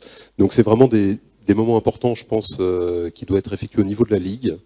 Vous pouvez trouver des poules de très bons espoirs et les regrouper. Donc je vous invite vraiment à faire ce genre d'initiative. Oui, donc en Ligue d'Occitanie, on pratique un peu autrement, mais ce n'est pas forcément le meilleur système que nous avons adopté, mais enfin, il fonctionne comme ça, je vais vous décrire. C'est que nous avons mis en place ce qu'on appelle un pôle espoir et un pôle excellence, c'est-à-dire que nous finançons la formation de ces jeunes dans le pôle excellence et dans le pôle espoir, à hauteur de 700 € pour le pôle excellence et 500 ou 300 pour le pôle espoir. Comment sont déterminés les membres du pôle espoir et du pôle excellence? Alors c'est là que j'ai appris des choses cet après-midi dont je veux tenir compte pour l'avenir. C'est que nous prenons les 30 meilleurs nationaux pour être dans le pôle espoir et les 10 meilleurs nationaux pour être dans le pôle excellence. Alors, le résultat des courses, c'est que ça marche à peu près quand même, parce que si vous prenez les gens qui sont au premier échiquier là aujourd'hui, il y en a 4 qui sont soit actuellement du pôle espoir, soit des anciens du pôle excellence de la Ligue d'Occitanie. Donc ça fonctionne quelquefois. Mais Je pense que, par exemple, on a des gens qui sont dans le pôle espoir ou dans le pôle excellence, je ne sais pas, qui sont juniors ou cadets, mais qui sont classés, enfin, qui sont très loin du haut niveau, quoi, en fait. Hein. Donc, je pense que ça, il va falloir qu'on rediscute au niveau de la Ligue, parce que je ne vais pas dire que ça sert à rien, mais c'est pas très efficace, quoi. Hein, voilà. Et donc, je pense qu'il faut qu'on mette l'accent sur... Mais déjà, notre ancienne directrice des jeunes, Marine Turet, avait déjà dit qu'il fallait qu'on s'occupe des petits poussins, des poussins, de la détection, et c'est là qu'il fallait mettre le moyen, les plus gros moyens. Et ça, je pense que j'en suis persuadé. Après, c'est comment on le détecte. Ça, c'est un peu plus compliqué, parce qu'il faut le faire avec les comités, avec les clubs, et ainsi de suite, parce que seules les compétitions ne suffisent pas. Hein, il faut quand même le voir dans les clubs. Je pense que le critère aussi de participation au tournoi est un des critères importants. C'est-à-dire que je suis d'accord pour dire que si un jeune, même s'il est dans le pôle espoir ou dans le pôle excellence, ne fait pas de tournoi, il ne progressera pas. C'est évident. Donc il y a un certain nombre de critères à mettre en place, il y a des discussions à avoir, c'est des discussions extrêmement compliquées, je peux vous le dire. Il y a des présidents de clubs qui normalement défendent leurs jeunes, c'est normal. Hein. Mais voilà, pour dire que nous cherchons à faire quelque chose, quoi, et qu'il faut essayer d'améliorer, enfin, il faut faire quelque chose. Là aussi, c'est le comité conseil régional hein, qui finance ça, à hauteur de pratiquement 10 000 ou 11 000 euros quand même, hein, c'est pas rien. Et donc voilà, et eux aussi, pareil, ils sont attentifs à ça. Hein. C'est-à-dire que si vous avez des résultats, vous pouvez avoir des moyens. Si vous n'avez pas de résultats, bah, vous irez vous faire voir ailleurs. Quoi, hein, c'est tout simple. Hein. Et donc, il faut qu'on travaille. Enfin, voilà. Enfin, voilà ce qu'on fait, voilà ce qu'on essaye de faire, voilà ce qu'on essaye d'améliorer. C'est pas parfait, mais bon. Voilà. Puis ça donne une certaine émulation entre les jeunes. C'est-à-dire que est-ce que je peux être dans le pôle espoir, c'est aussi un but de certains jeunes. Enfin bon, voilà ce qu'on fait. Mais je pense qu'il faut qu'on améliore notre système. Voilà. Merci Pierre. Oui, le haut niveau jeune, c'est régalien chez les ligues, c'est très important et on voit souvent que c'est pas facile. Je vais passer la parole à Jean-Claude Moin, le Grand Est, ou l'Île-de-France. Dans les critères qui sont donnés, il y en a un qui me semble important. J'en profite pour dire, on a des grands maîtres entraîneurs maintenant de très haut niveau, comme Yannick qui est là, qui fait le plaisir d'être avec nous, Yannick Gozzoli. Et il faut en profiter, on en a dans toutes les régions, dans toutes les ligues. On a vraiment des très bons joueurs, ce qui n'était pas le cas forcément en nombre il y a quelques années. Hein, quand Eloi était jeune, par exemple, quand il était un jeune talent. À mon sens, il faut aussi analyser les parties des jeunes. Pas seulement regarder les résultats, pas seulement regarder les performances, la courbe Elo. Il faut analyser les parties parce qu'il y a des joueurs qui peuvent avoir peut-être une courbe un petit peu plus difficile, mais quand on regarde les parties, on sent tout de suite qu'il y a quelque chose. Beaucoup plus qu'un autre qui va avoir des résultats extraordinaires et puis il n'y a pas vraiment... il manque quelque chose, quoi. Voilà. Donc à mon sens, ça peut être une rémunération en plus pour les entraîneurs. Hein, parce qu'il faut y penser aussi. Et puis, pour les gamins, c'est important de bien regarder. On a la chance d'avoir les feuilles de partie, de pouvoir les analyser. Et je pense que c'est très important, et pas seulement regarder la courbe Elo ou le nombre de tournois qu'ils jouent. Globalement, ce sont quand même les grands clubs qui forment les meilleurs joueurs. Ils récupèrent après. Oui, non mais d'accord. On peut discuter de ça d'ailleurs, hein, parce que je peux vous faire une liste des joueurs formés en Occitanie qui sont partis ailleurs. Ça fait. Et d'ailleurs, vous savez que dans certains sports, lorsqu'un club prend un joueur d'un autre club, il doit verser une certaine somme, enfin, de la formation, quoi. Je pense que là-dessus, il faut réfléchir aussi, hein, parce que on nous a pillé, c'est le moins qu'on puisse dire, en particulier le club de Cannes d'ailleurs, hein, parce que mais bon, mais d'autres. Hein, et je pense qu'il faut réfléchir à ça quand même, parce que quelquefois des joueurs on les forme pendant 2, 3, 4 ans et puis clac, ah ben non, l'année prochaine, ben non, on s'en va ailleurs. Voilà. Enfin, c'est quand même, c'est bien pour eux aussi les gamins. Hein, c'est comme ça dans beaucoup de sports. Il y a des clubs formateurs qui forment vraiment les très petits, et ensuite il y a des plus gros clubs qui récupèrent les meilleurs. Oui, et c'est normal, je trouve. Mais il y a une compensation financière, c'est ça que je veux dire. Je sais. Oui, mais attention, dans les échecs, en général, quand on recrute un joueur, qu'on continue à le faire progresser, ça nous coûte beaucoup plus d'argent. Et les clubs ne gagnent pas d'argent réellement à faire progresser les jeunes. Donc... Oui, mais donc du coup, si on doit recruter un jeune, verser de l'argent au club formateur et en plus payer pour faire progresser le jeune, et ça coûte très cher. Oui, c'est exactement. ça. Mais non, mais c'est juste pour rebondir sur la réflexion. Dans d'autres sports, il y a peut-être des enjeux de ligue professionnelle, etc. Et encore d'autres choses. Si le joueur est revendu plus tard à l'âge où il a l'âge d'être revendu, effectivement, il y a un enjeu financier. Mais là, dans les échecs, on n'en est pas encore là. Ouais, là, il faut regarder l'intérêt de l'enfant. L'intérêt de la fédération, c'est d'avoir les meilleurs. Après, ce qu'il faut, et en effet, c'est structurer un parcours. Je pense que c'est ce qui nous manque, c'est échanger entre clubs. Il y a des clubs qui sont des clubs formateurs, et puis il y a des clubs qui sont sur le haut niveau, parce qu'ils ont d'autres structures, ils ont d'autres moyens, etc. Et c'est normal. Le problème, c'est qu'il ne faut pas que ce soit l'anarchie. Peut-être que ça existait, je ne sais pas, voilà, aussi je sais un peu, mais ça doit voilà, on doit pouvoir structurer ça.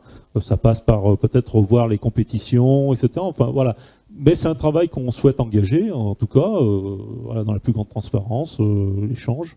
Et le but, en effet, c'est de former. De toute façon, c'est de former, d'avoir une qualité de formation. Voilà. Marc Wittmann. Oui, merci. Non, je pense que c'est un sujet extrêmement intéressant qu'on ne va pas régler maintenant, mais un vrai problème. C'est un vrai problème parce que il y a actuellement, j'ai l'impression, un vrai marché qui s'est créé des jeunes joueurs qu'on comprenait pour des professionnels, adultes. Il y a eu ensuite les féminines, pour plein de raisons, où il y a un marché qui s'est créé. Et maintenant, c'est un marché de l'enfant joueur d'échecs. Et moi, je trouve ça pas normal. Pas normal. Et il y a des choses à faire parce qu'on a des exemples. Alors, je vais pas citer les clubs, mais c'est vrai que on a des clubs qui vont monter en top jeune. Ils ont 3 enfants qui savent pas jouer. Ils en ont recruté 5. Non, ils en ont recruté 4. 4, je crois qu'ils sont 3, 4, non 3. Enfin, en 2 ans, 5 en 2 ans. 3 qui savent pas jouer. Ils ont gagné tous leurs matchs 5-3. Et ils vont aller en top jeune, ils ont formé. Il n'y a pas un gamin qui s'est joué au club. Et les 5 qui sont arrivés, c'était la première fois qu'ils voyaient le club. Là, il y a un mois. Enfin, je sais pas, je suis pas sûr que ce soit pour le bien de l'enfant. Et en plus, j'aimerais savoir comment c'est financé, je pense le savoir, mais là, on rentre sur d'autres problèmes. Si c'est d'argent public, ça me dérange encore plus. Oui, je pense peut-être... Laurie, je sais pas, à Marseille, des fois tu as recruté des jeunes et puis tu leur proposes des programmes, en tout cas le club propose des accompagnements on pourrait faire une table ronde sur comment est-ce qu'on construit un champion. En tout cas, ce qui est certain, c'est qu'un enfant, enfin quand on recherche du haut niveau, et le top jeune c'est du haut niveau, le niveau de pratique ça compte. Et il y a certains clubs qui ne vont pas pouvoir proposer des niveaux de pratique suffisants aux enfants pour exceller dans leur catégorie. Et effectivement, il y a des enfants très talentueux qui sont aspirés dans certains clubs, qui ont aussi une proposition de parcours justement sportif et de progression. Bon, à Marseille, on ne se cache pas, on forme beaucoup et on recrute aussi beaucoup parce qu'on veut, dans un premier temps, maintenir un niveau de pratique qui va permettre à notre école d'échecs, à des enfants de notre école d'échecs de continuer à avoir des niveaux de pratique suffisants pour progresser, et il y en a ici à Agen. Et pour maintenir ce niveau de pratique, on est bien obligé à un moment de recruter les meilleurs éléments qui ont aussi des besoins et qui ont besoin de pratiquer à haut niveau, de se confronter aux meilleurs joueurs de leur catégorie aussi tout le long de l'année. Et ça fait partie en fait du parcours de sportif pour progresser. Après, effectivement, la question c'est qu'est-ce qu'on apporte à l'enfant toujours. Voilà. Donc à Marseille, par exemple, on essaye de proposer des choses quand même intéressantes. Ils ont quand même au moins 3 entraînements par semaine. On les accompagne en tournoi, systématiquement. Il y a une délégation. Il y a un système qui se met en place où en fait les plus grands parrainent les plus petits. Donc il y a une émulation aussi.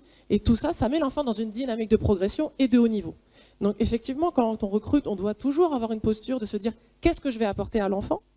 Mais il ne faut pas oublier aussi qu'on a aussi beaucoup d'enfants très talentueux dans des clubs, et ces clubs-là s'accrochent à ces enfants-là, alors qu'ils ne leur proposent pas toujours ce qu'il faut pour les aider à progresser. Donc chacun doit se regarder à un moment pour se dire qu'est-ce que je fais pour faire progresser ces jeunes-là.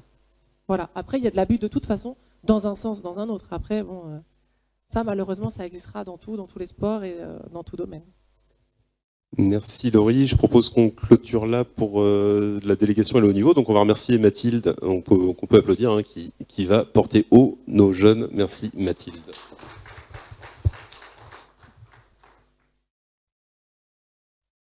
Alors, le dernier point semble réduit, mais est important quand même. Donc c'est le service au club. C'est ce qu'à la fédération, on a... voilà, la fédération reflète finalement les clubs. C'est-à-dire que c'est ce que vous faites sur le terrain. Donc 850 clubs aujourd'hui qui ont de tailles différentes, mais qui couvrent et qui maillent le territoire et qui sont le moteur de toute l'activité fédérale. C'est-à-dire que le siège de la fédération, en termes de budget et temps de travail, c'est pas très gros. C'est grâce à vous qu'on a vraiment un impact énorme et que quand on va au ministère, on est très bien reçu. C'est grâce à tout le travail de terrain qui peut être fait. Donc, on s'est très légitimement, comme toutes les équipes précédentes d'ailleurs, mis le devoir de vous proposer des choses. La première chose qu'on a souhaité proposer depuis l'élection, c'est une communication fréquente, parce qu'on pense que c'est très important de nous adresser directement à vous, pour vous donner les informations de ce qu'on fait, pour vous donner l'actualité fédérale, pour vous donner les dernières nouvelles de façon très directe. La visioconférence le permet aujourd'hui, et donc on a organisé ce qu'on appelle les points infos.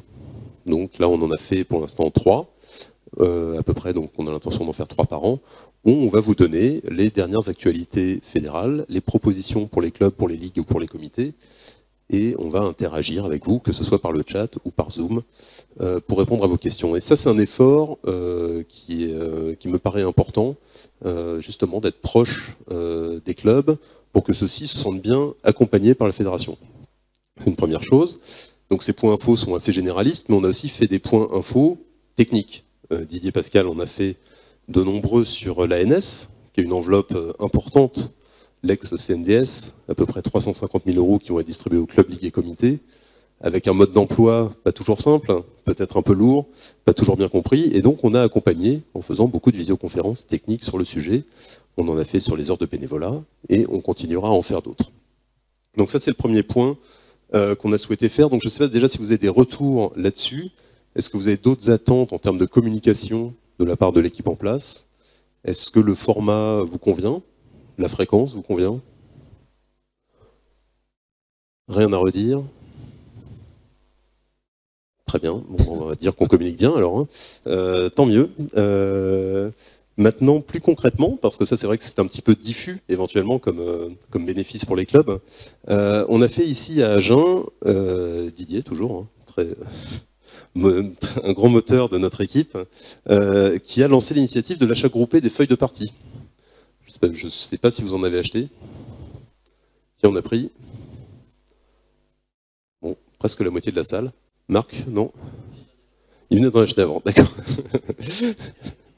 Très bien. Donc l'achat groupé des feuilles de partie qui nous a permis de sortir le bloc de feuilles de 35 à 11 €. 11 €. Voilà. Donc ça, c'est des choses que les clubs, ligues et comités ont besoin en permanence. Donc on a fait un premier achat groupé sur la feuille de partie.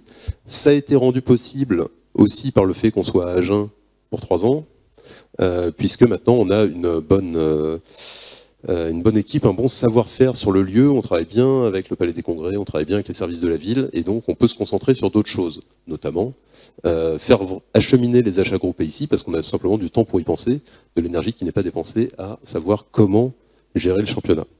Et donc on va en faire d'autres. On a 2 projets d'achat groupé pour Agen 2023. Oui, c'est ça. Donc là, on a fait les feuilles de partie, c'était un coup d'essai. On a fait un achat de 500 blocs de 500 feuilles. Donc on a acheté 250 000 feuilles de partie. C'était 11 € le bloc TTC livré ici. Donc c'est clair que le coût est bas aussi parce qu'il n'y a pas d'envoi par le fournisseur de ces paquets un peu partout en France. Hein. Ça renchérit. Donc le fait de tout livrer à Agen et que les gens les récupèrent ici, ça permet aussi d'avoir un bas coût, parce que j'ai eu des clubs qui m'ont dit ouais, moi je suis intéressé, mais il faut me les envoyer chez moi. Oui, ben, un envoi par Chronopost tout de suite, c'est 5-6 € de plus, hein, donc on n'est plus sur 11 €, on est sur 18 €, donc pas loin des coûts de variantes, etc. Donc voilà, l'intérêt de l'achat groupé, c'est aussi l'intérêt de la livraison groupée, entre guillemets, donc ici. Donc les feuilles de partie, il y a une centaine de clubs, de comités de ligue qui ont participé, donc moi je suis assez content, c'est pas mal. Après, donc, moi j'attends un retour de votre part sur vos besoins. Donc, je sais qu'il y a des besoins de pendules, donc on va voir avec DGT si on peut tenir des bons prix.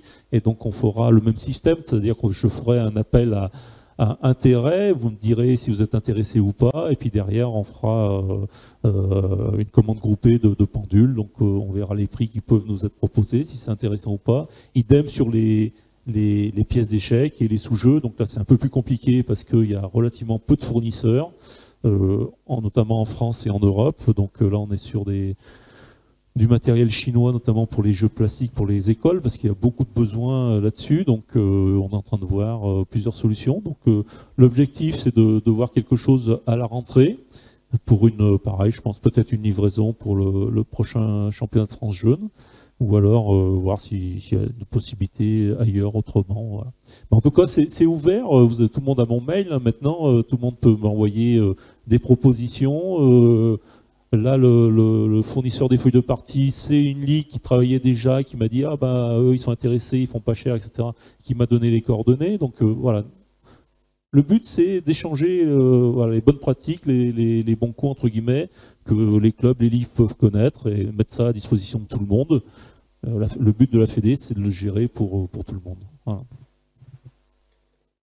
Merci Didier. Donc ça, c'est voilà, cette politique d'achat groupé qui est rendue possible effectivement parce qu'on fait livrer à un lieu unique, que tout le monde est rassemblé ici et que donc on économise énormément en logistique et en transport de petits colis, ce qui est extrêmement coûteux pour la planète. Donc on s'en réjouit. Le dernier point, oui, des idées d'achat groupé. Alors, je pensais là tout de suite aux échiquiers électroniques, mais je ne sais pas s'il y a un vrai besoin oui, après, dans la salle. Tout est ouvert, hein, il suffit de demander. On peut faire, il faut qu'on trouve un système assez simple sur Internet pour que les gens puissent déposer leur idée et puis que les gens puissent dire je suis intéressé par cette idée ou pas, que ce soit quelque chose d'assez simple, au lieu d'envoyer un mail, etc., qu'il faut traiter, ce qui est un peu lourd. Donc mais au niveau informatique, tout existe, donc on va trouver quelque chose de simple pour que justement chaque club puisse dire moi je suis intéressé par ça, ça, ça, et puis que ça puisse aller assez vite. Le but aussi, parce qu'au niveau de la Fédé, on n'est pas non plus 2500 bénévoles, c'est que ça soit pas trop lourd non plus pour les différentes personnes qui gèrent, pour que ça soit voilà, relativement simple, que voilà, ça soit fluide. Très bien, donc je vais vous annoncer le dernier point. On l'avait mis dans la campagne, c'est qu'on souhaitait chercher un partenaire pour les clubs, un partenaire numérique et digital pour la gestion de clubs, gestion d'associations sportives. Donc on avait commencé les discussions avec AssoConnect, qui offre une solution complète, une solution qui est en 3 parties, site internet, prise d'adhésion ou d'inscription pour les tournois, et comptabilité. Tout étant interconnecté. Ça veut dire que quand quelqu'un prend sa licence sur le site internet qu'on a fait avec AssoConnect, ça rajoute une ligne au bon endroit dans la comptabilité. Ça, c'est un outil numérique qui est très important, notamment l'enjeu, c'est de pouvoir faire des passations, éventuellement, à des présidents plus jeunes. C'est-à-dire que là, quelque chose qui peut effrayer un jeune qui voudrait s'investir dans la vie associative, qui voudrait reprendre une association, c'est de se retrouver avec un carton de comptabilité et de procédures et de feuilles tenues peut-être longtemps à la main, ou des feuilles Excel un peu brouillonnes. Ça peut faire peur. Le système AssoConnect permet d'avoir tout placé au bon endroit. Et un des arguments qu'ils mettent en avant, et moi je suis assez d'accord avec eux, c'est que quand on est passé sur cette solution, eh bien, on peut, en un clic, transférer la comptabilité ou toute l'association à quelqu'un dans un univers, un environnement très structuré. AssoConnect offre ces 3 possibilités. On va avoir un témoignage de Marc qui va nous détailler son utilisation tout à l'heure. Laurie connaît aussi également, puisqu'elle utilise le produit pour Marseille Échecs. Et nous avons poursuivi les discussions avec AssoConnect, et finalement, on a réussi à conclure quelque part ce partenariat, qui va être un partenariat sur 3 ans, qui va permettre à 100 clubs de bénéficier gratuitement de la solution. C'est une solution qui coûte en moyenne 300 € par an, donc 24 € par mois ou 28 € par mois. Donc on a des codes pour 100 clubs, pour utiliser cette triple solution, site internet, comptabilité et prise d'adhésion. Donc c'est un excellent produit, on a benchmarké, on a regardé d'autres solutions. C'est une solution toute intégrée, très complète et qui fonctionne très bien, relativement leader du marché, Donc c'est une belle solution. On vous invite à vous approprier cet outil, en tout cas à le tester. Ça marche pour Club, Ligue, Comité. Il y a 14 jours d'essai gratuit et à l'issue ou un peu en avance, un peu en amont, vous pouvez demander votre code. Nous avons 100 codes que nous distribuerons aux clubs, ligues et comités qui veulent s'approprier cet outil AssoConnect. Peut-être je vais laisser la parole à Marc pour présenter l'utilisation d'AssoConnect à Saint-Maur.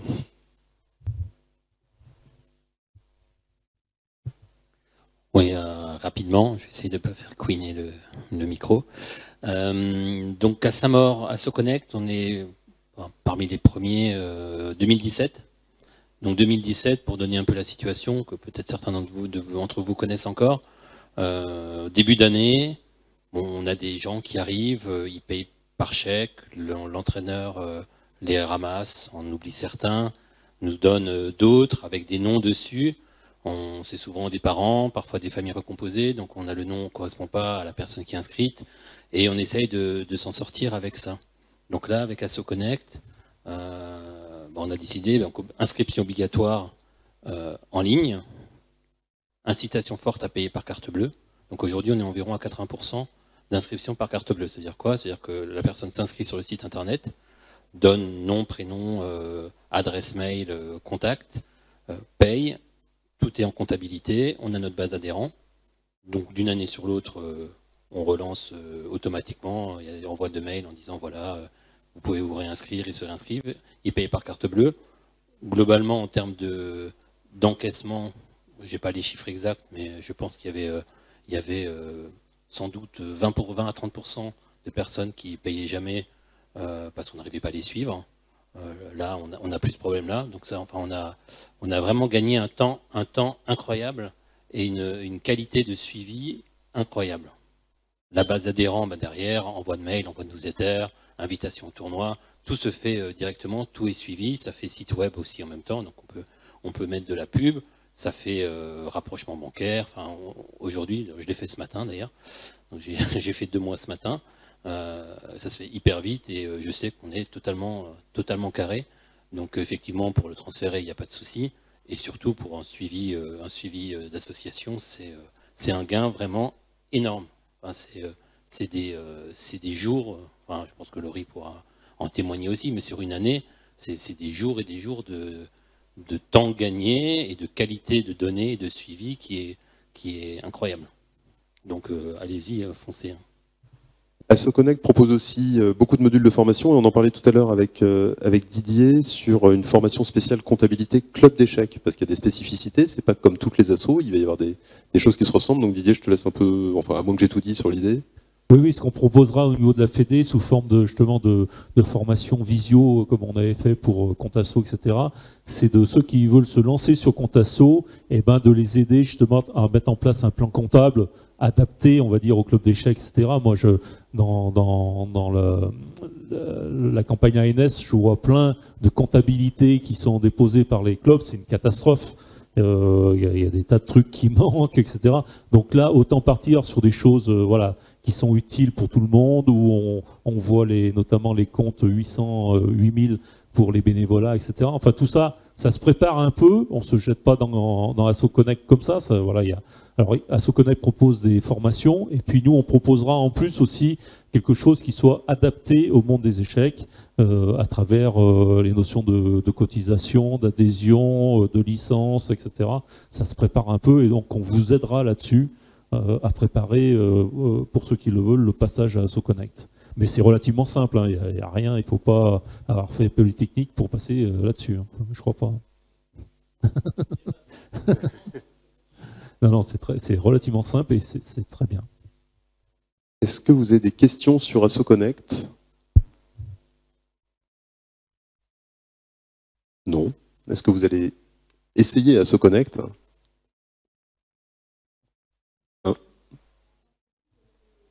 Oui, en tant que ligue, ça fonctionne, effectivement, et comme dit, si le site de la ligue existe déjà, on doit pouvoir connecter simplement les paiements et la comptabilité, ou alors simplement refaire le site avec les modules proposés par AssoConnect. Je pense que je vais vous remercier. d'avoir suivi cette table ronde sur l'actualité fédérale. Merci beaucoup Didier, merci Laurie. Merci à vous d'avoir suivi, d'avoir joué le jeu, d'avoir interagi, d'avoir posé des questions. Et donc je vous donne rendez-vous, j'espère, demain à l'Assemblée Générale, moment important qui aura lieu ici, et ça sera la dernière conférence qui se tiendra dans cette salle pour cette édition 2022 d'Agen. Merci à tous.